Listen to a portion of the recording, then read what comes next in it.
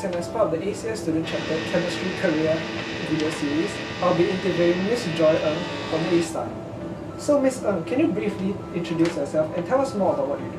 Okay, hi, I'm Joy, and I graduated from NUS Chemistry in 2013. So currently I'm working at Institute of Chemical Engineering Sciences as a senior research engineer. So the Institute of Chemical and Engineering Sciences is one of A-Star's research institute. As Singapore's chemical industry is one of the key industry clusters in the manufacturing sector, ICES was set up to develop infrastructures and technologies to cater to the industry's needs.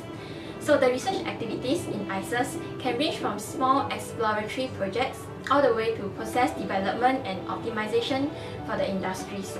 So these research projects are taken up by 7 different research divisions, and each having their own niche and capabilities catered to complement the overall research institute's strategies. So personally, I come from the heterogeneous catalysis division, where I've worked for about 3 years. Yeah. So Ms. Ng, just now you mentioned that you are working in heterogeneous catalysis. So could you tell me more about what's the significance of your work?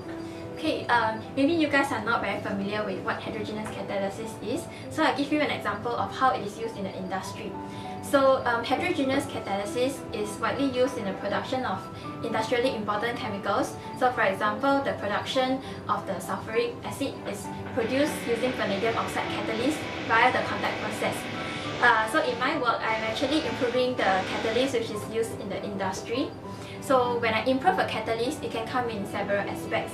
So firstly, I can increase the selectivity of the catalyst towards the targeted product. I can also improve the lifetime of the catalyst. So when we are talking about lifetime, the time scales we are concerning about probably range from months all the way to years. And I can also improve a catalyst by increasing its activity without compromising the selectivity.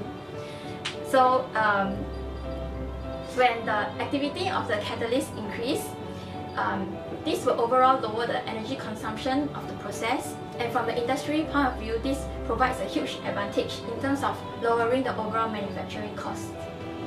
Okay, so your job seems a very important job. So what is the required qualification or portfolio to work as an A-Star research engineer? Okay, actually it depends on which division you want to join. So personally, if you want to join the heterogeneous catalysis division, you need to have a good bachelor degree in chemistry, physics, or any related engineering fields. And we actually welcome fresh graduates as well as people with relevant working experience. I see, okay.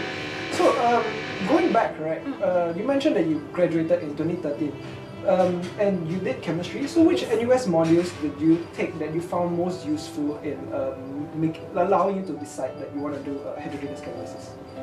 Okay, the first one would be instrumental analysis. I'm not sure if this module is still available now, but I remember that back then I learned a lot about the fundamental of this module as well as what are the kind of information it can provide. So because my work, besides catalyst testing, I also do a lot of characterization. So it is important to know actually what happens in the equipment and what information it provides. If not, the equipment will just be a black box. So when I know more about the fundamental of the instrument, I can troubleshoot it better when something happens, and I can also extract the useful information from it. So I also need to make a wise decision on what kind of instruments I need to choose when I want to characterize my catalyst.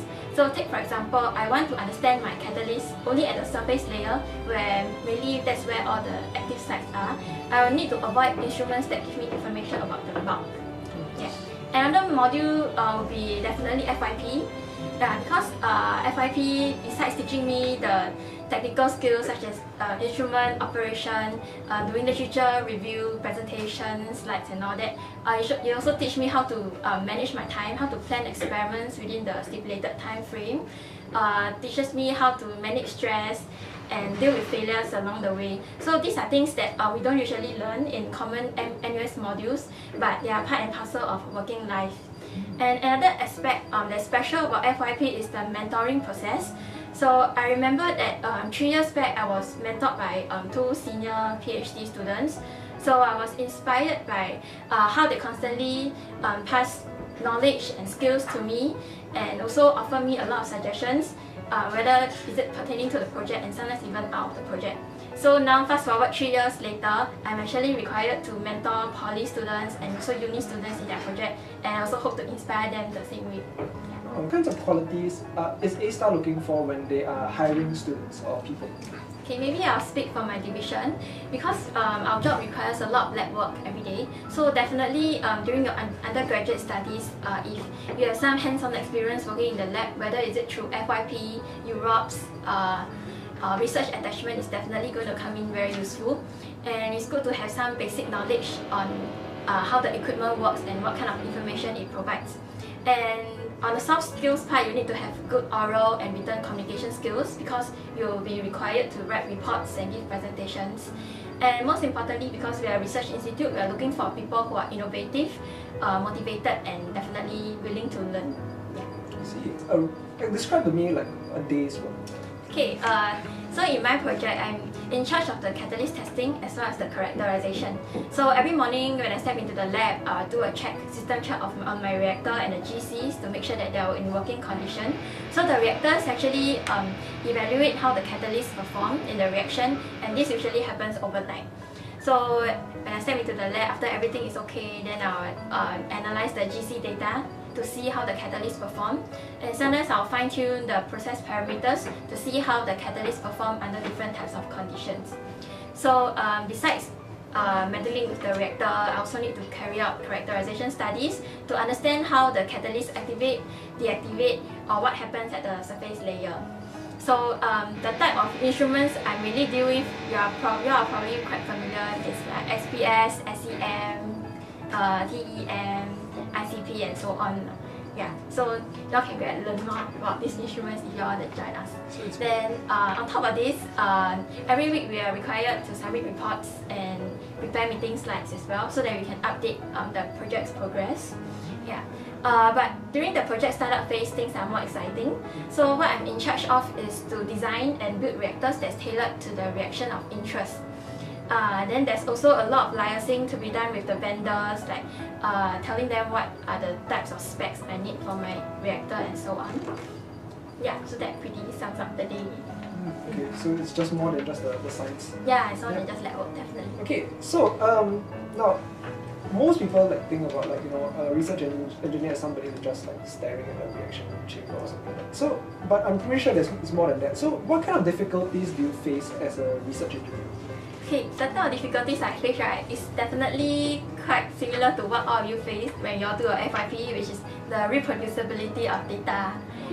Yeah. So imagine, let's say I report that my catalyst, when I test it in my lab, it has 99% selectivity, and then I happily present this to my industrial partner, and then to confirm it, they take the catalyst and then they test it in the pilot plant, and then the result turned out to be very bad. So this can be quite embarrassing. So the bulk of my work actually involves repeating experiment to ensure that the data that I collected reflect the true trends and the correlations. Difficulty would probably be the fast pace of the industrial project, because the industrial partner frequently expects us to deliver high quality results regularly. So I need to constantly keep up with the momentum and also stay updated with the latest trends, as well as what are the patents that are filed by the competitors, so that our research interests can be constantly realigned. Okay.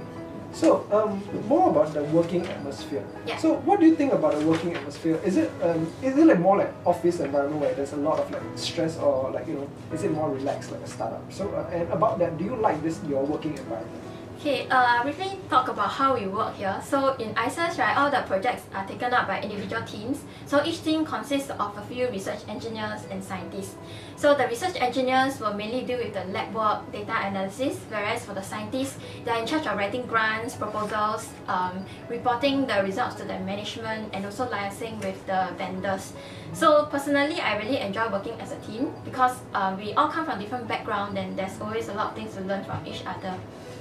Yeah, so even though we are situated in Jurong Island, which is far from civilization, but the great colleagues I have and the nice working environment is what made me stay on in this job for the past 3 years. So that is interesting, and you mentioned that what keeps you going. So more particularly, what keeps you going, and is there any particularly memorable experience? Year we went for some barbecue as a division because every year we have the strategy and team building day. So last year we went out for barbecue, and then our division is divided into different groups. So the barbecue was conducted with a twist. We are given a particular budget and we need to come up, each team is supposed to come up with appetizers, main course and desserts, and then at the end of the whole barbecue we are supposed to present on what are the strategies and the teamwork that goes on behind this barbecue.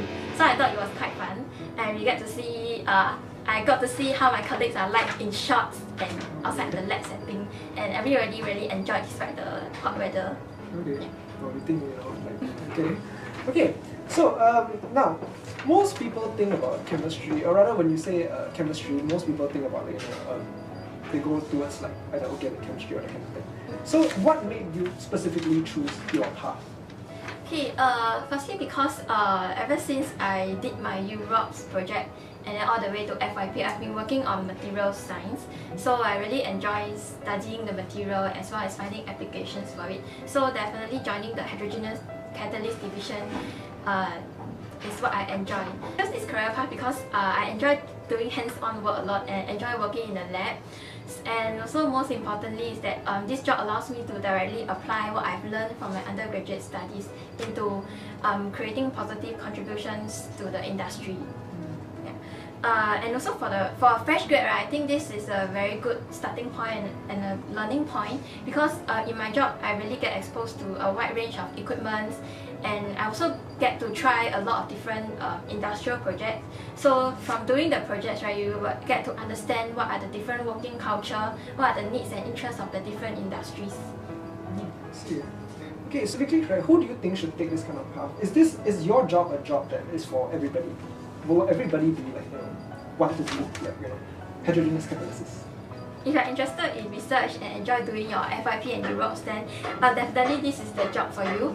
And also for those who are thinking of extending your studies, pursuing a PhD or Masters, but maybe you're not very sure if that's really for you, you can come and try and get some exposure in the lab, and at the same time you can work for the industry.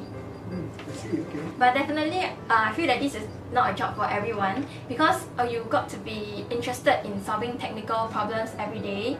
You must be able to deal with very frequent failures because that's part and parcel of research. And also you must understand that when you do research, it involves a lot of trying. When you say trying, means there's a lot of routine work involved before you can really see the light. So if this is not what interests you, then research may not be your path. How do you feel about the job prospects in your line of work? And is there a path of career progression in your work? Okay, under the research engineer track, where you progress from a junior research engineer to senior, all the way to principal research engineer, the job scope evolves from performing experiments in the lab all the way to creating technical infrastructures for the division and offering specialized advice to the scientists in the team. But if you are really interested in research, you want to be a PI and write grants and so on, then you may want to switch to the scientist track. So when you switch to a scientist track, you need to do a PhD. I see. Okay, so there's a very clear division, I guess. Yeah. So, do you have any advice that you would like to give to your audience, most of them being chemistry undergrads? Okay, to those who are still schooling, right, it's important to identify your interests early. Because when you identify your interest early, you are really going to save a lot of time instead of job hopping around in the first few years of your career. So what you can do is you can talk to more people, especially those in the professional field, to get an idea of what working in the field is like. And you can also do attachments, internship and so on to get some real feel of what is it like working outside. And along the way, grab hold of more opportunities, talk to more people, and make the best out of your school life and have fun. And for those chemistry students who have graduated and just stepped into the workforce and happen to come across this video, the same thing will be stay open-minded and always be humble at work. You must be willing to learn and upgrade along the way. And don't be disheartened if your first job is not what you expected it to be like, because every experience, whether is it pleasant or not, will come in useful one way or another at some point later. So all the best.